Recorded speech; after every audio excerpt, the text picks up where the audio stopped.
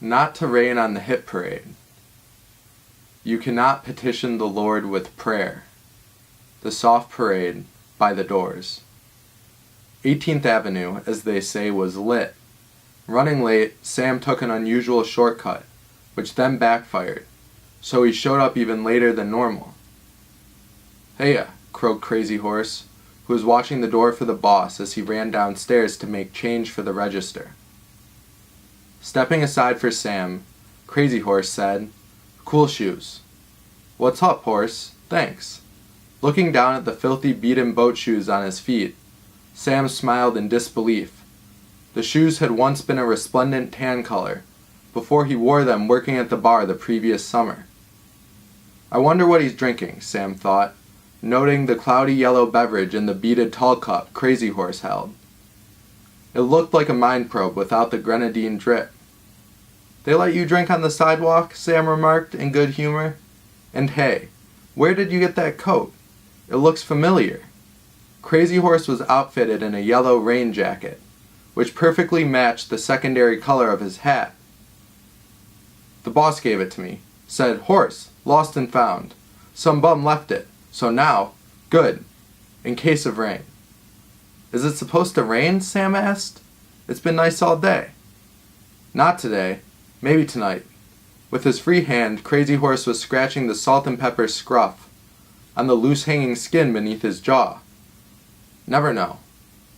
"You know they won," Crazy Horse rambled on, readjusting his cap fashioned like the classic winged helmet. "They should have won.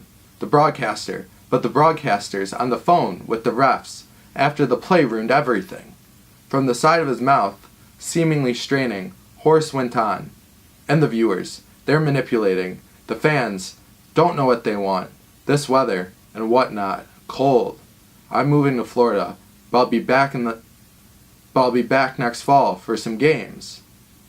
"You're moving to Florida," Sam repeated in shock. The boss appeared from below, as if from thin air, wearing his typically somber look. "Nice of you to show up. The dance floor is a mess. Tell them to pick up around the speakers and to watch the emergency exits." Sam nodded. "Horse is moving to Florida?" The boss returned the nod in affirmation as he unhooked the chain, allowing 20 or so people from the line to rush downstairs. Halfway down the staircase, Sam thought about turning around to tell Horse it rained plenty in Florida too, when he heard an off-key voice start singing, "Jew, Jew, Jew, Jew, Jew, Jew," over the bass of a popular song, which consisted of repetitive U's in the place of a chorus. Sam smiled at the baby-faced door guy checking IDs, who in a previous life played the part of class clown in Catholic day school. Did the yacht dock late? What a tongue twister, Sam thought, marveling at the natural-born comedian's elocution. "Actually, I had to swim ashore, otherwise I would have shown up right around tip-out." Sam looked down at his shoes once more to notice the decorative lacing on his right foot had come undone. Also, Horse thinks they're cool. "They're slippers," the ID checker remarked, wagging a finger. "Hazardous. Will you do IDs? I don't know what I'm doing." "No, I'm going to take care of Mirabar. Wait 30 minutes. Biggs will get here. Have him do it." At the bottom of the staircase, Sam bent to tie his shoe. He heard his name being called. After turning to locate a regular, wearing an immobilizing boot, Sam said, "Oh my, your foot." The two shared a warm hug. The girl's skin was tan, her dark hair hung freely below her shoulders, and she wore a loose-fitting cotton dress with a simple stripe pattern.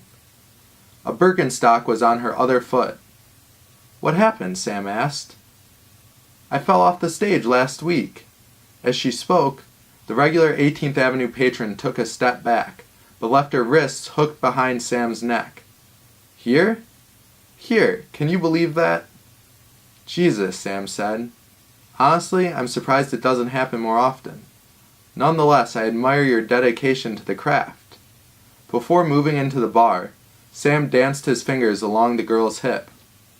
"See you later." Feeling he needed some water, Sam moved to the closest soda gun positioned at the corner of the main bar. At the very edge of the bar crowd, pressed sideways against the dishwashing station. Sam was pleasantly surprised to notice a recognizable female figure, outlined by a head of beach blonde hair, pulled taut into a ponytail. Silver hoop earrings were the most prevalent of her piercings. If the flawless body did indeed belong to the girl he suspected, she and Sam had shared a few looks previously, but no words. He spied a cursive script tattoo above her shoulder blade, which confirmed her identity. Though he knew nothing of her person, not even the message contained in her ink, the memory of her affection caused Sam to swell with pride. He was awfully intrigued by the bubbly American beauty. Over the weeks and months, her character became surrounded by a high degree of mystery in Sam's imagination, a mystery he would return to every so often, during his daily comings and goings. About 10 paces from the bar, she startled Sam by turning around, facing away from her fashionable company. Not only was Sam captivated by her symmetrical facial features, but he was blown away by the girl's jean pencil skirt and black tube top cut well above the navel, a combination which did little to conceal her natural shape.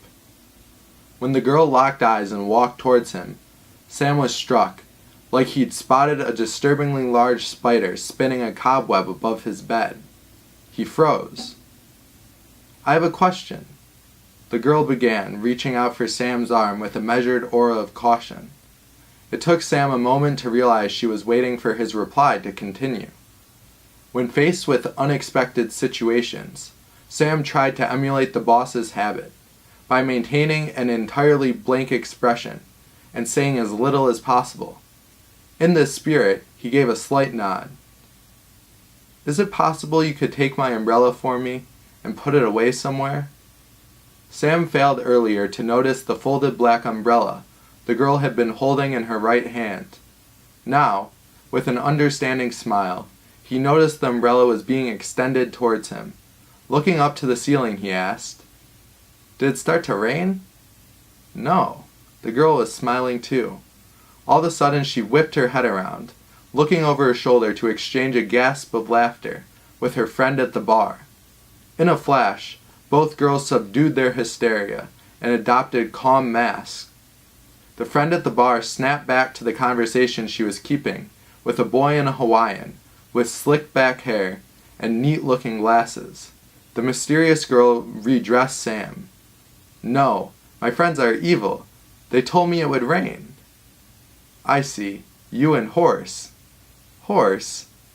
"Yeah. You don't know Crazy Horse? I found out today he's moving to Florida. I'm crushed." "Oh, well," said the classic American beauty. "I was hoping you could put it in the back." Sam nodded again, looking away as if to watch the dance floor fill up so he could think. "Please, I'd really appreciate it." With the metal tip of the black umbrella pointed at his gut, ready to be released at the press of a button, Sam relented. He took the umbrella in his right hand. Sam said, "Let me know before you leave. I'll grab it for you. I'm going to put it right back here." The mysterious girl left Sam with another faint touch on the hip as he took her umbrella to the back. Damn, Sam thought. I should have asked her name. Behind the dishwashing station was an all-purpose closet. Beer cases were stacked along the left wall of the closet, waiting to be refilled with empty bottles. The back wall was occupied by coat hangers, and against the right-hand wall were a variety of supplies, ranging from upset, for sopping up vomit, to fold-away tables for beer pong. Much of the floor space was covered by bins. The bins were glazed in a sticky residue. There was also fermenting liquid emanating a sour odor puddled in the corner of a few. Along the barrier wall between the dishwashing station and ID table were a row of garbage cans and a stack of the beer cases, each full with 24 empty bottles, ready to be recycled. These objects made the entryway rather narrow. None of these obstacles prevented Sam from reaching an empty coat hook on the back wall and hanging the umbrella from it by a lanyard attached to the handle. Water once again was Sam's focus as he turned to exit the utility closet. Near the entrance he tripped over a bin. His shoe almost slid off his heel, which would have forced Sam to put his bare foot on the floor. Sam pushed against the door frame for support. In the process of recovering, he bumped the stack of beer bottles, knocking the top case down. It fell with a crash, tilting the entire row of trash cans in a chain reaction. Miraculously, the cans all wobbled back to center, and none of the bottles shattered. A cold sweat was beginning to break on Sam's brow. "My lord, but a sip," he mouthed under his breath as he put the box back atop the stack. "Sam, Tony is asking for you. He says he's slammed." A new door guy relayed, appearing suddenly at the dishwashing station with a meager stack of cups. "Motherfucker," Sam cursed, moving as quickly as he could towards the mirror bar. Main bar was busy, 4 deep, which made progress slow. At one of the railings there was another regular in a purple suit, trying to catch Sam's attention. Their shirt was unbuttoned to a deep V. They also wore a green shoulder-length wig with bangs, and held a cane in their left hand. Rouge, applied to cleanly shaven cheeks, and mascara stood out from the man's face.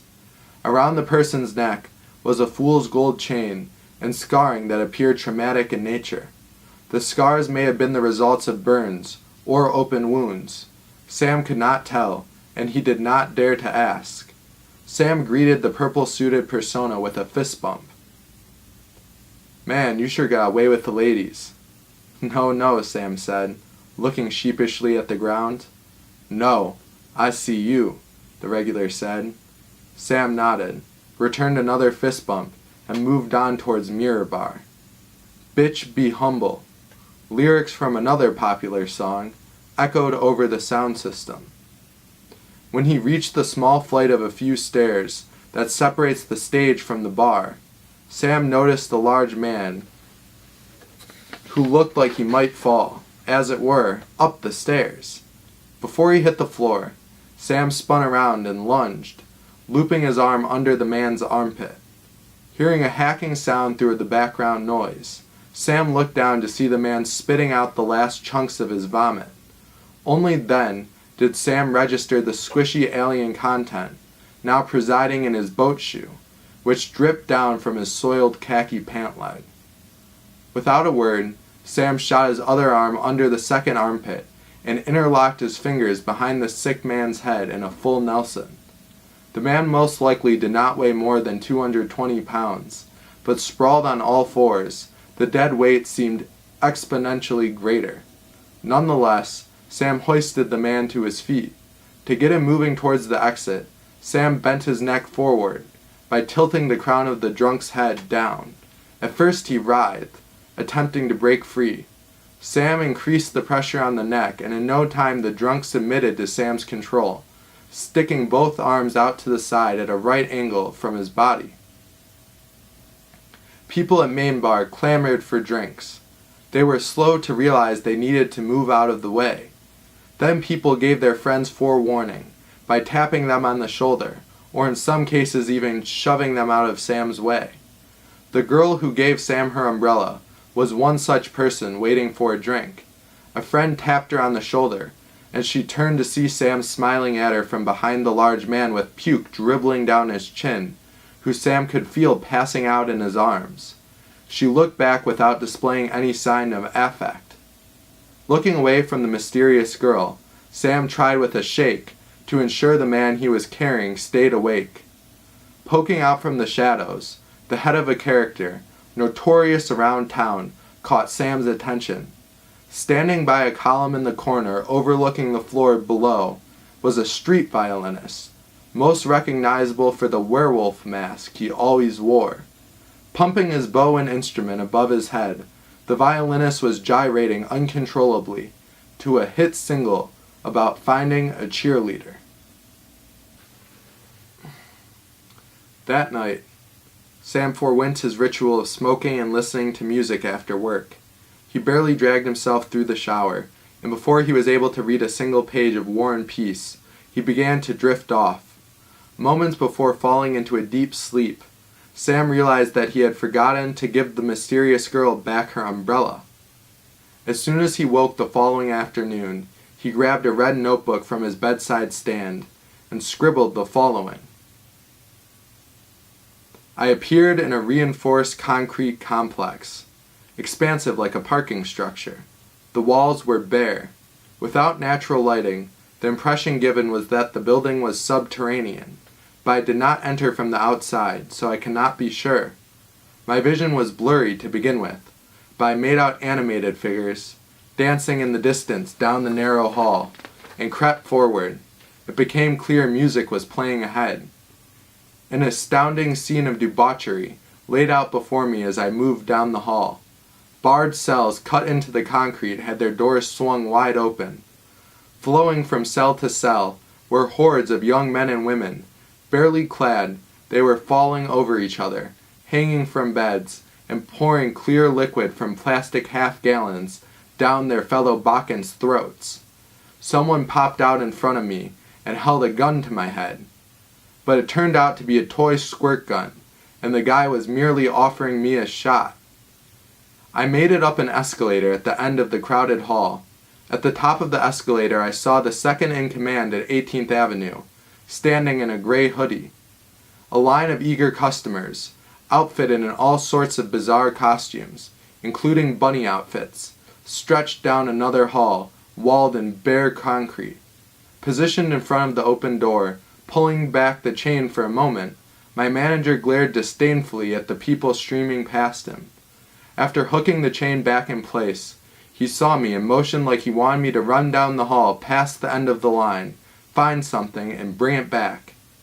Reluctantly, I took off down the hall, eventually reaching a door on my right. I went inside, and it turned out to be an empty bathroom. There was a mirror on the wall. In the mirror I saw my own reflection. I was wearing my gold-rimmed aviator sunglasses. A spot on my upper lip caught my attention, so I got closer to the mirror, shutting my left eye and squinting with my right to focus my visual field. Then, all of a sudden, it sounded like a jungle cat was clawing at the restroom door. Immediately I jerked my head towards the door. I had moved so close to the mirror that when I turned there was a crack. My right lens spidered against the thicker glass. I was furious with myself for ruining my shades. I tried to blame the beast lurking behind the door, which, strangely enough, only seemed to make me more upset. Relief washed over me when I realized it must be Nike, my roommate's gray and black striped cat, at the door, that I'd been dreaming, and therefore my shades were fine. I got out of bed and trudged to the door to lock the cat back in the bathroom. An old man, with a magnificent white beard and flowing silver hair, clothed in a purple robe trimmed in gold, appeared to my amazement when I opened the door. He stepped aside and ushered me into a great room of richly lacquered hardwood. The colorful pattern of a round rug, which looked like it came from a Moroccan bazaar, was illuminated by a faint streak of moonlight playing softly through a sheet of steady rain, glazing the skylight in the great room's dome ceiling. 2 grand staircases spiraled upwards several flights to an observatory level beneath the skylight, overlapping at one flat landing. As I followed his ascent, the old man pointed out ornately carved bookshelves, filled with leather-bound books, that lined walls on the left side of the room, and a stunning portrait of a lady with a baby hung prominently amongst many paintings on the right. Upon reaching the top of the final flight, the old man moved beneath the center of the glass dome, looked up, and spread his arms wide. Light beamed through the torrential downpouring glass, blanketing the room and filling my chest with the most heavenly, free-flying sensation. The thought that I was on my way for good flashed through my mind before I bolted upright to find myself awake, very much alive and covered in sweat. "You're all right," I heard myself say aloud. "Thank God."